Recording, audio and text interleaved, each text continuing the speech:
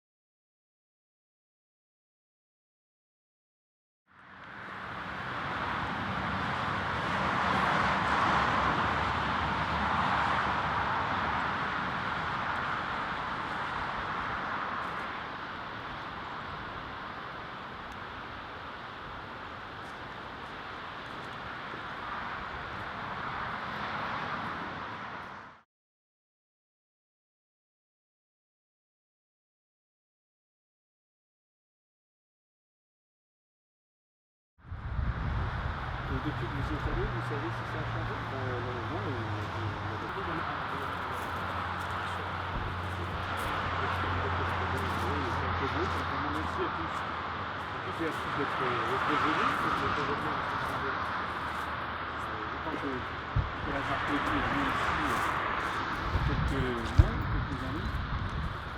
C'est un scandale. Parce que ici, c'est quand même exactement ce qui a fait la grandeur de la France et de la résistance, c'est-à-dire des Français de toutes les origines et de toutes les confessions, notamment par exemple des Français, de non-Français d'ailleurs. Il y avait un certain nombre de républicains espagnols qui étaient là, et qui sont ici enterrés. Et donc ce sont des gens qui se sont battus pour que vive la France, aussi bien des Français résistants que des étrangers, mais qui avaient en eux la grandeur de la France. Ce qui est très beau ici, c'est également le fait que, vous connaissez quelle était la devise, le plateau des Glières, vivre libre ou mourir. C'est ce qu'on retrouve un peu aussi, un monument qui est un peu comparable à celui-ci, que vous connaissez peut-être, qui est près de Brest, sur la presqu'île de Crozon. C'est le monument aux Français libres, où on voit un monument en granit comme ça avec la croix de Lorraine, où il y a effectivement la même chose en breton, vivre libre ou mourir. Voilà, ça c'est quand même ce qui a fait la grandeur de la France, et on est là pour faire un peu la même chose. Mourir peut-être pas mourir, je ne sais pas, mais en tout cas vivre libre, ça c'est certainement. Et ça veut dire en tout cas se battre à notre époque, se battre contre toutes les féodalités économiques, financières, médiatiques, et qui sont en train de détruire notre pays. J'en profite pour dire que je suis ici avec Alain Fellel, vous savez, qui est notre tête de liste pour les élections régionales, et puis avec André Vera, qui est notre responsable pour la Haute-Savoie. On lance notre campagne pour les élections régionales, et on va être le seul mouvement politique, là comme d'ailleurs partout ailleurs, comme dans les autres élections, à dire la vérité aux Français. Ce qui est important dans ces élections régionales, c'est pas de voter pour qui est-ce qui va être président du conseil régional. En gros, tout le monde va financer les collèges, tout le monde va s'occuper des transports du TER, le train, comment dirais-je, le train express régional. Tout le monde va s'occuper des compétences qui sont dévolues au conseil régional. Ce qui est très important, et on va être les seuls à parler de ça, ça sera même d'ailleurs sur notre affiche, c'est qu'on va parler de ce que c'est que les euro-régions. Les euro-régions, c'est la destruction programmée de la France. C'est de ça qu'il s'agit. Les Français ne comprennent pas pourquoi il y a ce charcutage des régions, pourquoi on veut supprimer les départements. Les départements, c'est hérité de la Révolution française, c'est ce qui garantit l'égalité entre tous les citoyens et entre tous les territoires. On veut supprimer d'ailleurs, c'est pas vous, c'est pas vous ni moi. C'est qu'on nous impose une réforme territoriale avec la suppression des départements, la fusion des communes, c'est-à-dire en fait On retire la démocratie de base aux gens. Quand on demande, tous les sondages demandent aux Français quel est l'élu dans lequel vous avez le plus confiance, c'est toujours du maire qu'il s'agit. C'est normal, quand vous êtes dans un village de 400 habitants, le maire, vous le connaissez, donc vous avez un rapport direct et immédiat avec lui, vous avez un sentiment de démocratie. Plus on retire le pouvoir plus on éloigne le pouvoir de décision du citoyen, et plus il se sent dans une dictature qui ne dit pas son nom. Alors ça, c'est la réforme qui consiste à fusionner les communes, supprimer les départements et agrandir les régions. Et beaucoup de Français se posent la question de pourquoi. Et nous, on est les seuls qui apportons la réponse. C'est une volonté délibérée venue de Bruxelles, et au-delà de Bruxelles, venue de Washington, pour en fait que la France ait bientôt la même granulométrie que l'Allemagne ou que les États-Unis d'Amérique. Rhône-Alpes, Auvergne, maintenant, c'est la taille de la Virginie occidentale. Champagne, Ardennes, Lorraine, Alsace, c'est la taille également de la Virginie occidentale. Bourgogne-Franche-Comté, c'est la taille du Maryland. Donc il s'agit d'avoir des grandes régions françaises qui est la taille des grands Länder allemands ou des grands États américains, et puis on supprime les départements, on fusionne les communes pour avoir la taille des comtés américains. Pour que de part et d'autre, finalement, on ait exactement le même système administratif. Et la clé de voûte de tout ça, c'est le TAFTA, c'est-à-dire un traité transatlantique qui aura vocation à nous mettre définitivement sous la coupe des États-Unis. Et puis ultérieurement, et c'est pas du conspirationnisme, c'est pas du fantasme. Vous savez que ces grandes régions, on veut renforcer pas vous, ni moi. L'idée, c'est de renforcer les pouvoirs de ces grandes régions, de supprimer les départements et puis d'inciter ces grandes régions à traiter directement avec Bruxelles. Au bout du chemin, il se passera en France si nous n'y mettons pas bon ordre. C'est extrêmement grave ce que je dis. Il se passera exactement ce qui se passe en ce moment en Espagne avec la Catalogne, au Royaume-Uni avec l'Écosse, ou au Belgique avec la Flandre. Avant 10 ans, nous aurons des mouvements indépendantistes en Bretagne, en Corse, qui auront 45-50% des voix. Et avec tous les médias qui trouveront que c'est très bien, c'est ce qui se passe d'ailleurs en Catalogne. Tous les médias, il ne faut pas se faire d'illusions, poussent à l'indépendance. Une indépendance pour rire, c'est une indépendance dans le cadre de l'Union européenne. Donc ce n'est pas d'indépendance du tout, mais c'est surtout la destruction des États-nations pour le plus grand profit de qui ? Divide and conquer, disent les anglo-saxons, diviser pour régner. Donc si nous n'y mettons pas bon ordre, ce pourquoi ces gens se sont battus, nos compatriotes de 1944, il y a eu plus de 100 morts au plateau des guerres, qui est un des grands lieux de la résistance, aura été vain, puisque l'Alsace traitera directement avec Bruxelles, Champagne-Ardenne, Lorraine-Alsace traitera directement avec Bruxelles, Bourgogne-Franche-Comté traitera directement avec Bruxelles, puis on en arrivera à dire aux Français, finalement, il y a un niveau administratif qui est superflu, c'est celui de la République française. Et ça sera la mort, la fin d'un pays qui a au moins 1000 ans d'âge, depuis que Hugues Capet est monté sur le trône en 987, porté par les nobles français qui ne voulaient pas que le roi de France, normalement, c'était pas Hugues Capet, c'était son oncle qui devait monter sur le trône, mais son oncle avait fait allégeance au Saint-Empire romain germanique, c'est-à-dire déjà à l'Europe coalisée. C'est pour ça que les Français, les aristocrates français ont élu Hugues Capet comme roi de France. C'était il y a plus de 1000 ans. Il y a 1500 ans, c'était le baptême de Clovis, 496. Donc nous sommes les héritiers, je ne remonte pas à Vercingétorix, d'un pays qui a 1500 ans d'âge.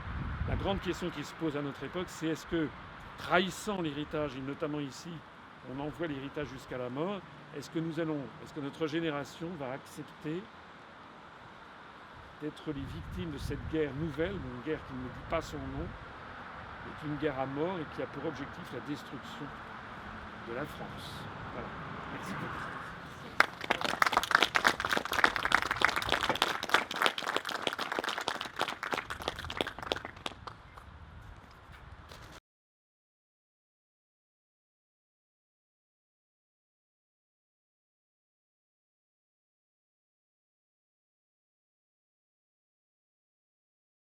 Sur Radio Paris en 41-42, 5 fois.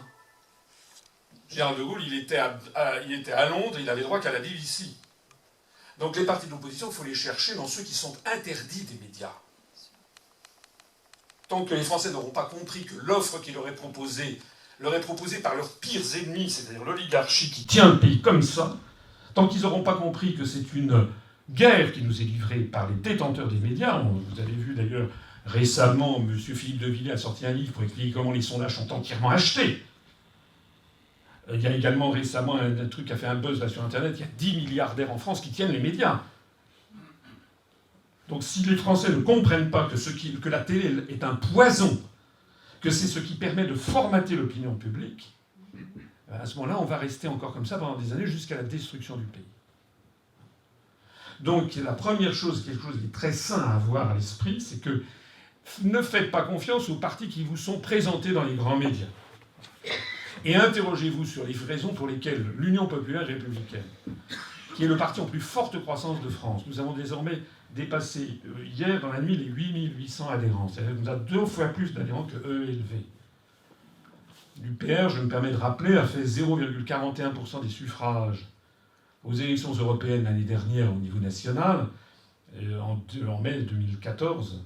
Et cette année, nous avons participé à 15 élections, 14 départementales et une élection législative partiellement en Aveyron. On a fait en moyenne 1,7%. Le nombre de nos voix a été multiplié par 4 en l'espace de 16 mois, de 12 à 16 mois, dans le plus grand silence des médias. C'est un tour de force qui commence à inquiéter partout. Les dernières statistiques que nous avons montrent que nous avons eu, au cours des 6 premiers mois, 541 connexions du ministère de l'Intérieur sur notre site Internet. Et puis de la Commission européenne, 340. Et je ne vous dis pas également depuis le département d'État américain et depuis les services d'écoute de la CIA. Ça veut dire qu'on est suivi, hein. Il y a eu 56 connexions de l'agence France Presse sur notre site Internet depuis les 6 mois. Il n'y a pas eu une dépêche de l'AFP sur l'UPR. Le Figaro vient de faire un article sur 2 jumeaux monozygotes de 21 ans qui viennent de créer un parti politique. Ils ont trouvé un article comme ça. Nous, depuis 8 ans et demi, nous n'avons pas eu un seul article dans le Figaro, dans Le Monde aussi. Donc il y a un petit problème. Il y a un petit problème, c'est que nous avons franchi le mur invisible de la société française qu'il est interdit de franchir sous peine d'excommunication médiatique. Alors, je l'ai déjà dit hier, j'aurai l'occasion d'y revenir. Nous, ce qui fait la différence avec tout le monde, c'est que nous vous donnons le sérum de vérité. C'est très facile de savoir qui est-ce qui vous enfume et qui est-ce qui ne vous enfume pas. Nous disons que la solution, c'est de sortir de l'Union européenne, de l'euro et de l'OTAN. Que la sortie de l'Union européenne n'est possible que par l'article 50 du traité de l'Union européenne, imposé par le droit international, mais dont il a été convenu entre tous les dirigeants des grands médias qu'on ne devait surtout pas en informer les Français, ni d'ailleurs les autres peuples. La sortie de l'euro, c'est par l'article 50 du traité de l'Union européenne. Et la sortie de l'OTAN, c'est par l'article 13 du traité de l'Atlantique Nord de 1949. Point. Donc dès que vous avez un parti politique qui se présente à vous, même le parti qui va taper le plus sur l'Europe, sur cette Europe de Bruxelles, cette Europe des technocrates, etc. Même quand vous avez quelqu'un comme Mélenchon qui vous dit s'il faut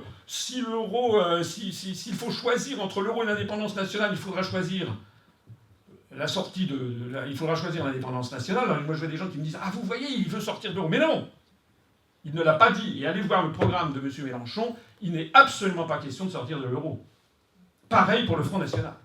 J'ai dit et je redis, je donne ici une caisse de 6 bouteilles de champagne à quiconque me montrera une profession de foi de la famille Le Pen, enfin la famille éclatée, qui me montrera que le Front National propose de façon univoque, constante, permanente la sortie de l'Union européenne et de l'euro par l'article 50. Et la sortie de l'OTAN, n'en parlons même pas.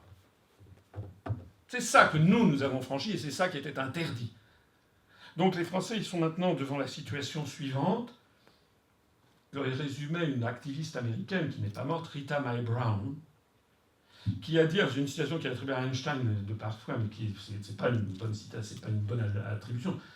Rita Mae Brown disait la folie consiste à faire encore et encore et encore la même chose en espérant des résultats différents.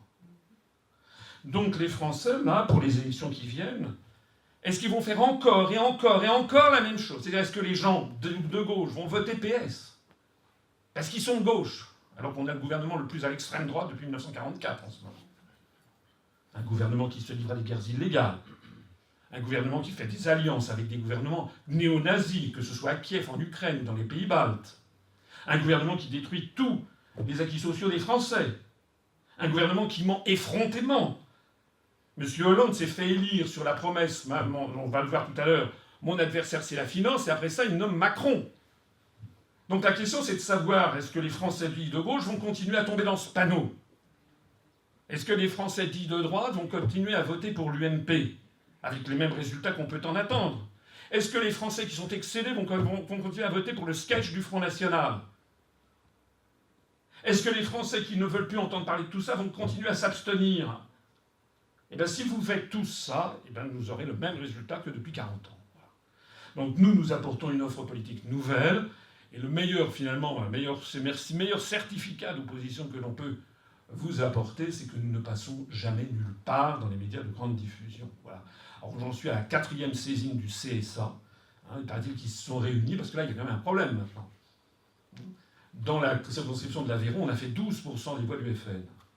Madame Le Pen, Monsieur Philippot, Monsieur Collard, Monsieur Collard que Monsieur Le Pen appelle Monsieur Connard, ce qui montre d'ailleurs au passage l'unité qu'il y a dans ce mouvement, passe continuellement sur tous les médias de grande diffusion. Donc moi, normalement, il y a un principe qui n'est plus un principe d'égalité, un principe d'équité. On devrait avoir 12% du temps de parole de Madame Le Pen et du FN. On a fait dans l'Aveyron, on a fait 56% des voix de DLR, de M. Dupont-Aignan.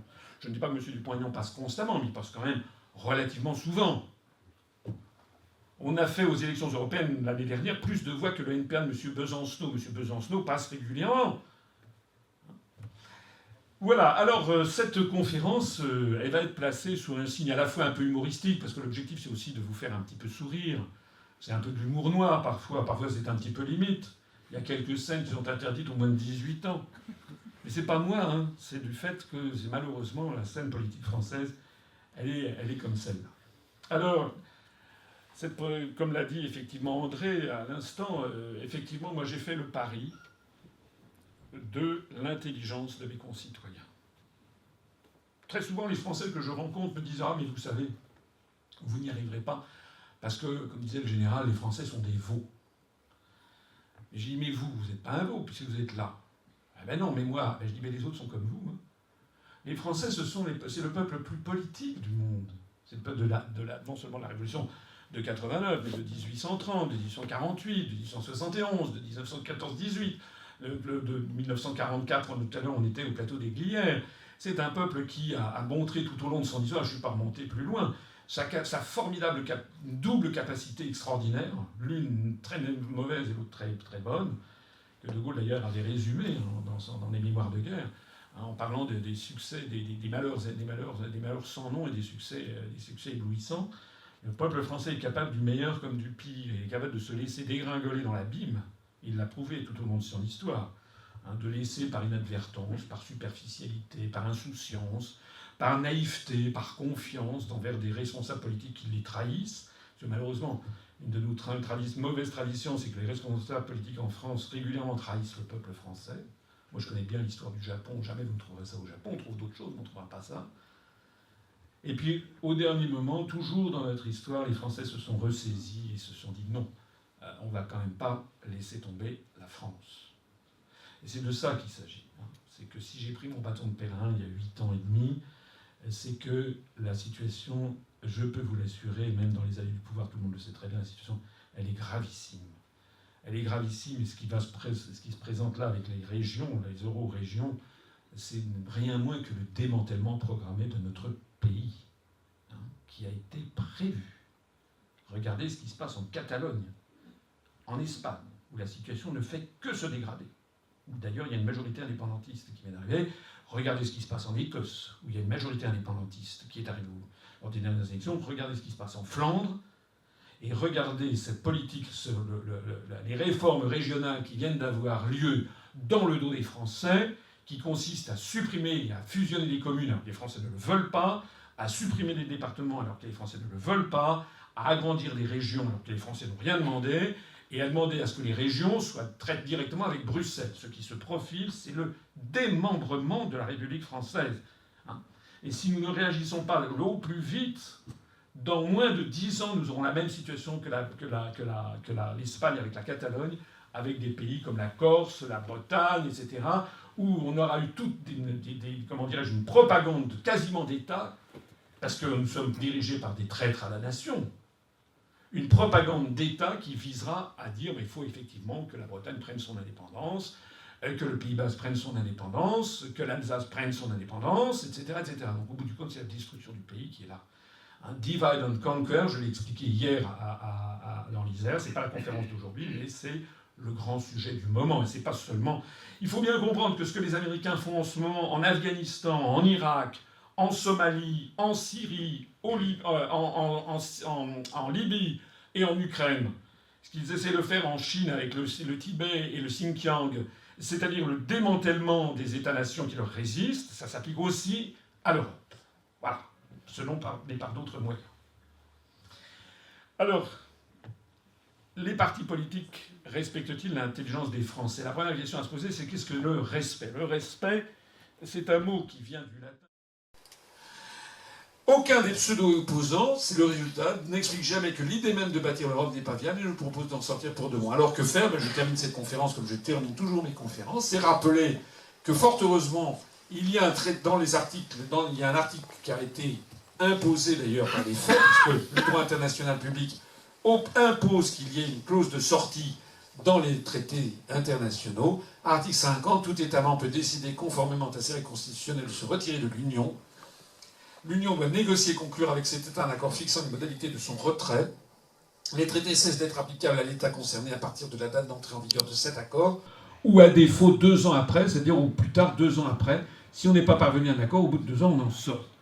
Je ne vais pas commencer ici la conférence sur la sortie de l'Union européenne, il y en a simplement pour 4h30, parce que je commence. Mais je vous renvoie, sans rire, elle est en ligne. Je suis le seul responsable politique en France, et nous sommes le seul mouvement politique en France à avoir présenté aux Français une voie de sortie de l'Union européenne, l'analyse de l'article 50, qu'est-ce que ça impose, qu'est-ce que ça signifie, comment on va s'y prendre, quelles seront les conséquences en matière monétaire, en matière vis-à-vis du droit des traités, etc., etc., et qu'est-ce qu'on peut en attendre. Ça fait 4h30. Aucun autre parti politique n'a jamais fait le millième de ça. Ce qui prouve qu'ils n'ont jamais eu à l'esprit l'idée de sortir de l'Union européenne. Sinon, ils iraient quand même un temps soit peu réfléchi. C'est la meilleure preuve que je peux vous donner. Seul sur toute la scène politique française, l'UPR propose aux Français de sortir unilatéralement de l'Union européenne et de l'euro par la mise en œuvre de l'article 50. Je termine ici cette conférence en vous rappelant que, en vous citant cet essayiste suisse qui s'appelait Max Frisch, et qui disait que face à une dictature, il y a pire que le bruit des bottes, c'est le silence des pantoufles. C'est-à-dire que sortir de la destruction européenne, ça commence par adhérer à l'UPR si vous ne vous bougez pas. Si à partir de ce... Vous avez le droit de ne pas être d'accord, bien entendu. Mais si vous êtes d'accord, si vous sentez intuitivement par toutes les fibres de votre peau, par toutes les synapses de votre cerveau, que nous disons la vérité, que notre mouvement est un mouvement totalement différent de ce qui a existé, que on retrouve un souffle qui n'a pas existé, je pèse mes mots, depuis 1943-44, depuis le Conseil national de la résistance. Parce que comme à des grands moments de notre histoire, lorsque le peuple français sent que c'est la France qui est en train de disparaître, si vous avez compris que nous sommes un mouvement différent des autres, alors là, vous portez une responsabilité, c'est que vous devez nous rejoindre et adhérer, j'insiste. Vous devez adhérer parce que si maintenant on commence à peser, c'est justement parce qu'il y a 8800 et quelques personnes qui l'ont fait avant vous, et que c'est ceci qui nous permet de plus en plus d'inquiéter la scène politique française, de présenter 1969 candidates et candidats aux élections régionales, et de commencer à faire bouger la scène politique. Si en revanche, pour des raisons, je ne sais pas très bien lesquelles, vous avez le droit, encore une fois, si vous n'êtes pas d'accord, vous n'êtes pas d'accord. Je comprends. Mais si vous êtes d'accord, alors vraiment, je vous en conjure au nom de la France, rejoignez-nous maintenant. Merci beaucoup de votre attention.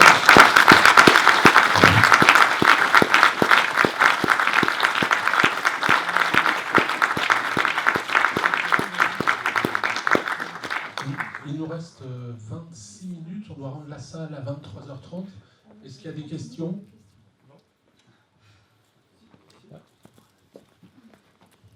Bonjour, nous on est de Genève, je suis militante, je suis prof de maths, enfin je fais plein de choses. Et j'ai une question sur la question de... J'ai une question sur la question, ok. Sur la création monétaire, ex nihilo par les banques commerciales et aussi sur la dette publique.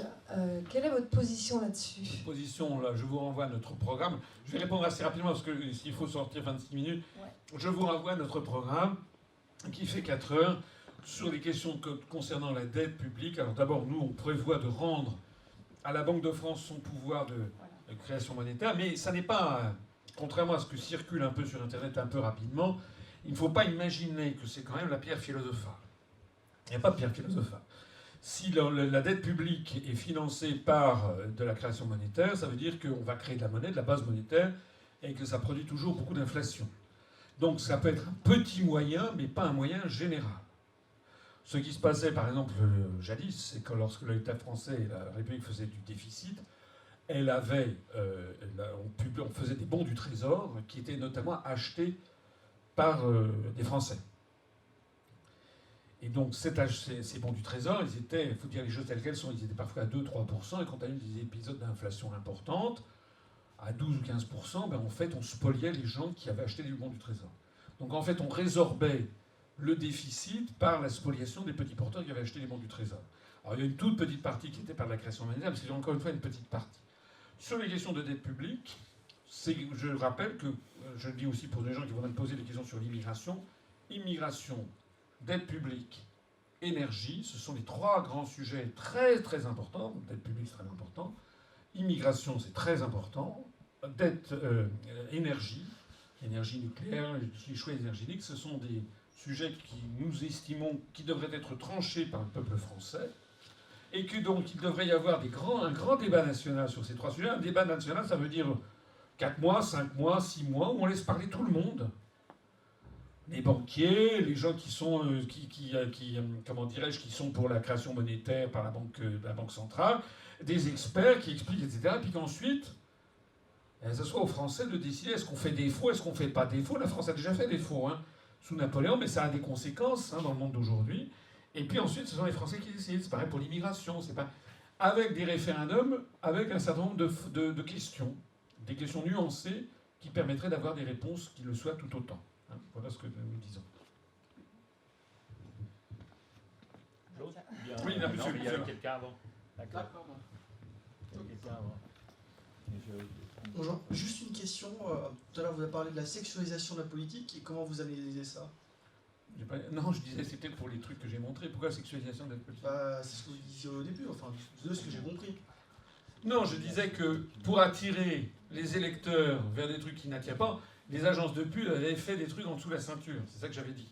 Je n'ai pas parlé de la sexualisation de la politique, voilà, je me suis mal exprimé. Je veux dire, vous avez vu les exemples que je montrais qui sont indignes. Voilà, ça prouve que le débat politique est ravalé à un niveau absolument honteux. Enfin, je ne sais pas comment vous voyez les choses, mais j'ai pas... Non, ou alors je me suis mal exprimé. Monsieur ?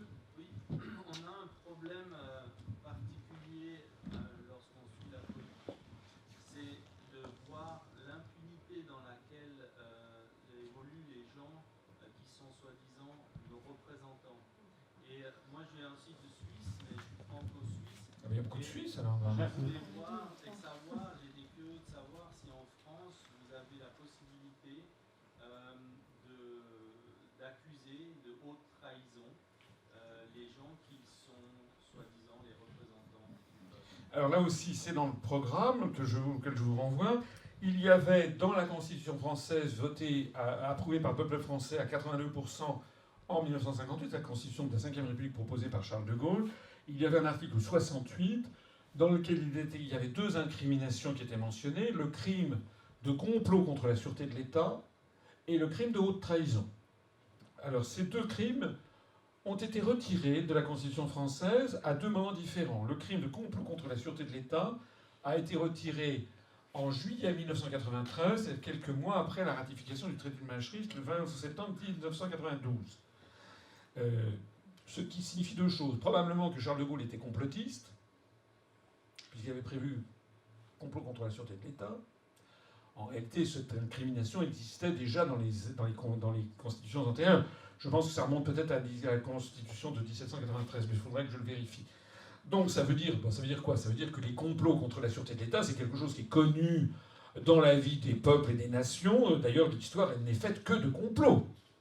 même encore aujourd'hui. Hein, même selon d'ailleurs les versions les plus officielles qui soient. Je rappelle quand même que la version officielle concernant le 11 septembre, c'est un complot. C'est le complot de gens qui étaient dans une grotte à Tora Bora en Afghanistan et qui ont abattu 3 tours avec 2 avions. C'est ça le... Non, c'est vrai, c'est le complot. Donc on est dans un monde de complot.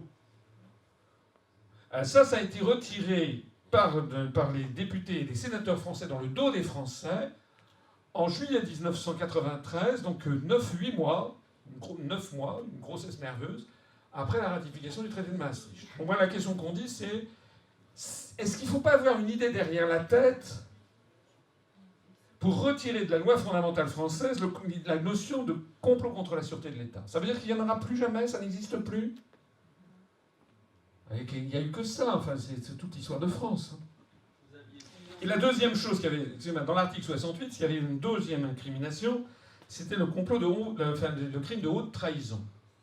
Et bien ça, le crime de haute trahison a été lui aussi retiré de l'article 68, cette fois-ci par une réforme constitutionnelle, là aussi faite dans le dos des Français, qui a été adoptée en mars 2007, quelques semaines avant l'accession de Nicolas Sarkozy à l'Élysée. Là aussi, on pose comme question, est-ce qu'il ne faut pas avoir une idée derrière la tête pour retirer le complot de haute trahison?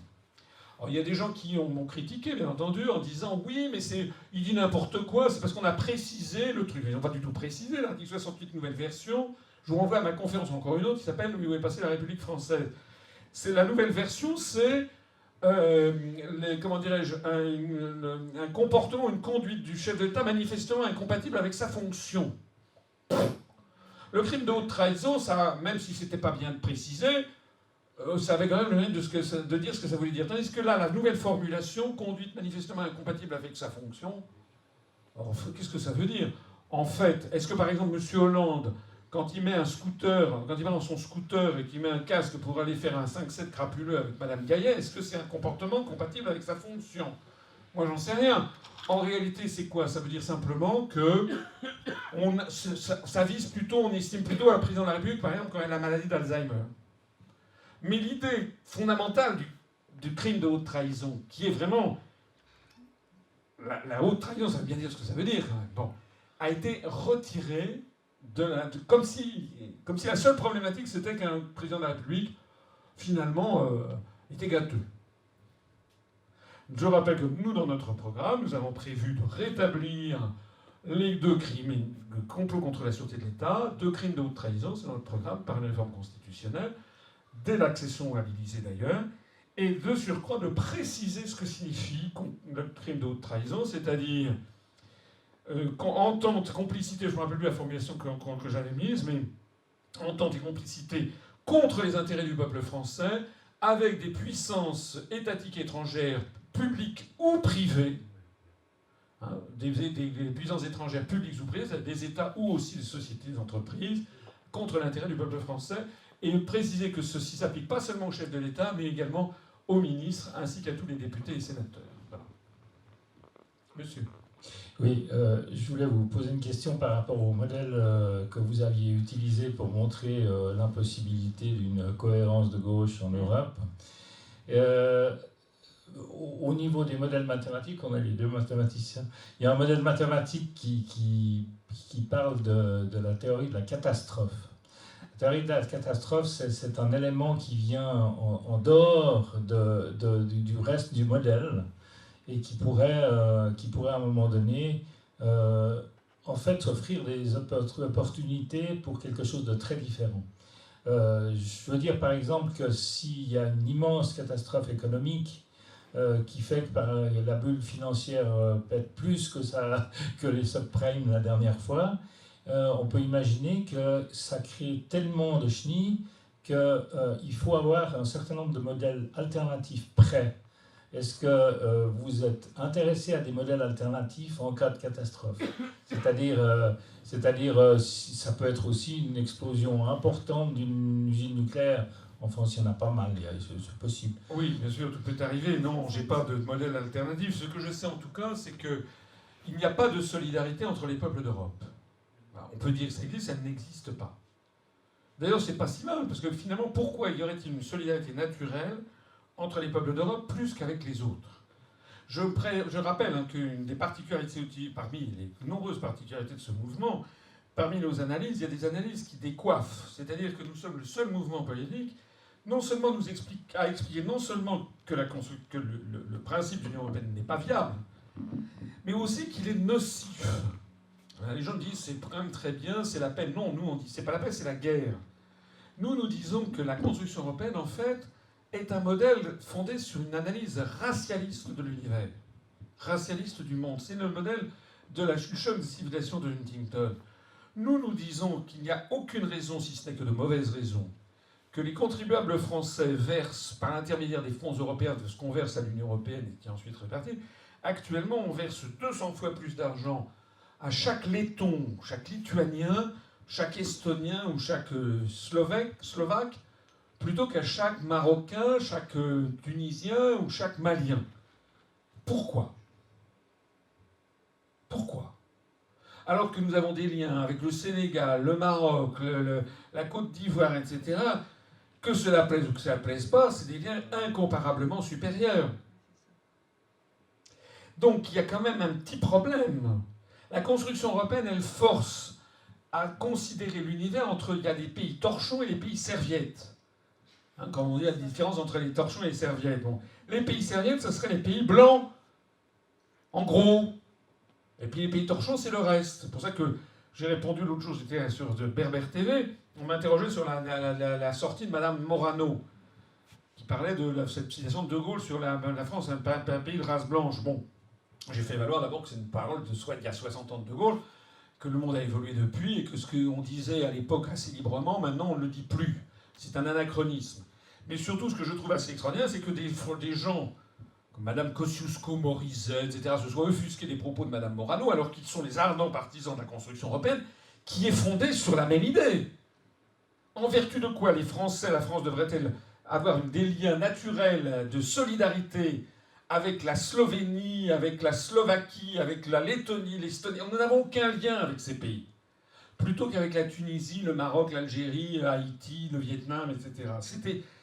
Il suffit d'être allé, je ne sais pas si dans cette salle, certains sont allés dans tous ces pays, aller en Tunisie, en Algérie, au Maroc, aller ensuite en Estonie, en Lettonie, en Slovaquie. Voilà. Dans un cas, vous verrez des gens qui parlent énormément français. En Tunisie, en Algérie, il y a énormément de gens qui parlent le français. En Tunisie, tout le monde regarde la télévision française. Je ne sais pas ce qu'ils font de mieux d'ailleurs. Bon. Nous avons des liens avec les pays du Maghreb qui sont des liens tous azimuts, des liens historiques, des liens linguistiques, des liens affectifs, migratoires. Il y a énormément de Français qui sont originaires de ces pays. Maintenant, ça se chiffre en centaines de milliers, voire en millions. Nous avons des liens commerciaux, culturels, universitaires, touristiques, etc. Alors que les liens qu'on a avec l'Estonie, c'est zéro. C'est absolument zéro. Enfin, epsilon. Bon. Donc il n'y a pas de raison, si ce n'est que de mauvaises raisons, qui voudraient nous faire dire. Alors, quand je dis ça, il ne s'agit pas pour nous de recréer l'Empire français, bien entendu. Il s'agit, comme disait De Gaulle, la politique, c'est partir des réalités. Nous disons que l'avenir de la France passe beaucoup plus par des liens plus étroits avec les pays du Sud, qui d'ailleurs se développent rapidement. J'en profite pour rappeler quelque chose qui fait... En France, on a mis dans la tête des Français que la France est fichue, la langue française est la bérésienne. Mais c'est pas vrai. Ça, c'est ce qu'on met dans la tête des Français. Vous savez que la langue française, par exemple, est la 7e langue actuellement la plus parlée au monde. Et que c'est l'une de celles qui croît le plus rapidement. Il y avait en 2000 170 millions de locuteurs en français. En 2015, il y a 240 millions de locuteurs en français. Il y a 4000 locuteurs de français de plus tous les jours. Et pourquoi ce phénomène? C'est parce que les pays d'Afrique francophone sont des pays à très forte natalité encore, et ils sont entrés dans un cycle de développement, l'Afrique centrale, etc., qui fait que de plus en plus de gens dans ces pays, de jeunes, pour avoir accès à la modernité, pour se mettre sur Internet, sur Google, pour faire des affaires, pour entrer dans l'administration, abandonnent ou mettent de côté un petit peu les langues tribales et ethniques pour apprendre la langue vernaculaire qui est le français. Donc la langue française est une langue qui est en train de s'africaniser à toute allure, de telle sorte qu'en 2050, allez sur le site de l'Organisation internationale de la francophonie, en 2050, le français pourrait être devenu la troisième ou même la deuxième langue la plus parlée au monde. Deuxième, je crois pas, la troisième langue la plus parlée au monde, à 90% une langue africaine. Donc c'est un formidable rayonnement pour la langue française qui se cache derrière, d'autant plus que ces pays qui détiennent énormément de ressources, on le voit par exemple pour l'Angola, dans le pays de la lusophonie, on découvre qu'il y a énormément de pétrole, de gaz, des matières premières, etc. Donc il y a un partenariat fantastique à remettre en place entre la France et ces pays. Mais pas du néocolonialisme, pas la France-Afrique, mais un partenariat rééquilibré, nouveau. Vous me parlez de théorie du choc. Moi, ce que j'observe en tout cas, c'est que nous avons fait, je l'ai montré dans d'autres conférences, on a fait un choix qui est délirant, puisqu'on se met derrière les États-Unis d'Amérique et les pays d'Europe qui n'auront, à horizon de 50 ans, qui n'auront plus aucune ressource de gaz ou d'hydrocarbures, et qui sont donc condamnés à se livrer à des guerres illégales, c'est ce qui se passe d'ailleurs sous nos yeux, d'appropriation des ressources en hydrocarbures de pays qui, pour les piquer aux Irakiens, aux Syriens, aux Libyens, aux Sud-Soudanais, etc. C'est ça la réalité. Nous sommes pour la paix dans le monde, et on est pour être conforme à notre génie national et à notre histoire nationale. Là, je pense que l'avenir pour la France passe, c'était très, très politique ce que je dis, mais incroyablement, je crois, percutant quand vous pensez que, en 2008, M. Sarkozy a fait modifier la Constitution de la République, encore une fois dans le dos des Français. Il a évacué le titre 13 de la Constitution qui avait été voté en 1958. Le titre 13 qui avait été prévu pour Charles de Gaulle, ça s'appelait de la communauté. De Gaulle avait prévu qu'il y ait une communauté des États de l'ancien Empire français, des États francophones, un peu sur le modèle du Commonwealth anglais, même tout à fait sur ce modèle. Et puis, en fait, ce titre 13 est tombé en désuétude parce qu'en 1960, Sékou Touré, en Guinée, a fait un bras d'honneur à la France. Il n'a pas voulu entrer dans la zone CFA, etc. Et puis après, dans les années 63, 64, 65, la plupart des pays d'Afrique se sont sortis de ça. Et donc, en fait, l'affaire est tombée en désuétude, d'autant plus que De Gaulle, je ne sais pas ce qu'il a fait de mieux, avait lancé une politique africaine qu'on a regardée sous le nom de France-Afrique, avec Jacques Foccart, etc. Donc, avec des relations de domination, des relations qui étaient un peu d'une puissance coloniale qui ne voulait pas lâcher prise. Mais Sarkozy a fait virer ce truc au moment même où il a fait entrer le nouvel article 75 alinéa 1 en disant la France fait partie de l'Union européenne. C'est-à-dire que la même année, dans le même mouvement constitutionnel, on a viré les dernières traces qui nous liaient à ces pays d'Afrique, si proches de la France à tous les égards, pour entrer dans une communauté en fait blanche, européenne, et qui a vocation, selon la théorie du choc des civilisations de Huntington, à s'opposer justement à l'Afrique, au monde arabo-musulman, à la Russie, à la Chine, etc. C'est contre ça que nous voulons revenir. Nous disons que la France, elle doit renouer des relations avec tous les pays du monde. Moi, j'ai pas peur des jaunes, des noirs, des bleus, des rouges. Bon, j'ai des amis un peu partout. La France a des liens très importants avec la Chine, c'est vrai qu'il en soit ainsi. Moins avec le sous-continent indien. Avec la Russie, il faut absolument redévelopper nos liens, avec l'Amérique du Sud et aussi avec l'Afrique, bien entendu. Et c'est de là que viendront, à mon avis, le salut de notre pays. Je vous rappelle que dans notre programme aussi, on a prévu de proposer l'opération tiroir immobilière, c'est-à-dire que comme on quitte l'Union européenne, le Parlement de Strasbourg est vidé, d'ailleurs ça tombe bien, c'est ce qu'ils veulent. Les députés européens de tous les autres pays d'Europe ne veulent plus aller à Strasbourg, ils veulent se concentrer. Il y a 2 parlements européens, à Strasbourg et à Bruxelles. Ça coûte les yeux de la tête, ils veulent aller à Bruxelles. Ben, qu'ils aillent à Bruxelles, que toutes les sessions aient lieu à Bruxelles. On récupère le Parlement de Strasbourg, qui est très très grand, et on propose à l'ONU de transférer l'UNESCO de Paris à Strasbourg. Actuellement, l'UNESCO, c'est-à-dire l'Agence des Nations Unies pour la culture, l'éducation et les sciences, qui s'est rendue très célèbre depuis un certain nombre d'années maintenant avec le patrimoine mondial de l'humanité, eh bien, les bâtiments qui sont place de Fontenoy à Paris avaient été conçus pour une 50aine d'États. Il y a maintenant 156 ou 160 États à l'UNESCO. Donc le truc craque de partout. Donc nous, on propose d'installer l'UNESCO à Strasbourg, pour faire d'ailleurs mon passage, ça montrera aux Strasbourgeois qu'on ne les oublie pas, que la perte du Parlement européen n'est pas pour eux une grosse perte, au contraire, ils vont arriver beaucoup plus de fonctionnaires internationaux. On présentera ça comme un gage d'amitié et de paix avec le monde germanique, à la frontière entre le monde roman et le monde germanique. Et puis surtout, on proposera également aux pays francophones, s'ils le souhaitent, de participer à un Parlement de la francophonie qu'on remettrait en marche en France. C'était l'idée d'origine de la communauté, où cette fois-ci, il y aurait tous les pays francophones qui pourraient débattre et se fixer des positions communes dans tous les domaines internationaux. Ce qui justifierait que la France, qui a un siège permanent au Conseil de sécurité, ça serait plus seulement le siège de la France, ça serait le siège de la France et de l'ensemble des pays de la francophonie quand on est d'accord sur certains sujets, par exemple la réforme du système financier international, la réforme des termes de l'échange, parce que c'est vrai que les pays du Sud souffrent de termes d'échange qui sont à leur détriment, la position commune sur la situation au Moyen-Orient. Et si vous n'avez plus que la France, mais vous avez 40 États qui prennent une position sur la situation au Moyen-Orient, sur la situation en matière de finances internationales, etc., ben ça pèse dans le monde. Malheureusement, on va devoir rendre la salle. Ah. Donc on ne peut pas prendre plus de questions. Merci pour votre attention. C'est vrai que les salles sont assez chères à Annecy. Ce qui rejoint la conclusion de la conférence de tout à l'heure, c'est vrai que nous aider, c'est aussi adhérer. Donc vous pouvez le faire évidemment sur Internet. Et on a même des bulletins d'adhésion. Alors il y a des bulletins d'adhésion. Vous pouvez adhérer maintenant si vous le voulez, bien entendu. On ne met pas le couteau sous la gorge. Moi je m'adresse à des adultes responsables. Et donc, mais c'est important. Nous ne pesons que parce que nous avons des adhérents et de plus en plus nombreux. Un mot encore, c'est qu'après, il y a un café où on va essayer de trouver un endroit pour... D'accord. Je répondrai aux questions. Rendre la salle. Voilà. Merci beaucoup d'être venu.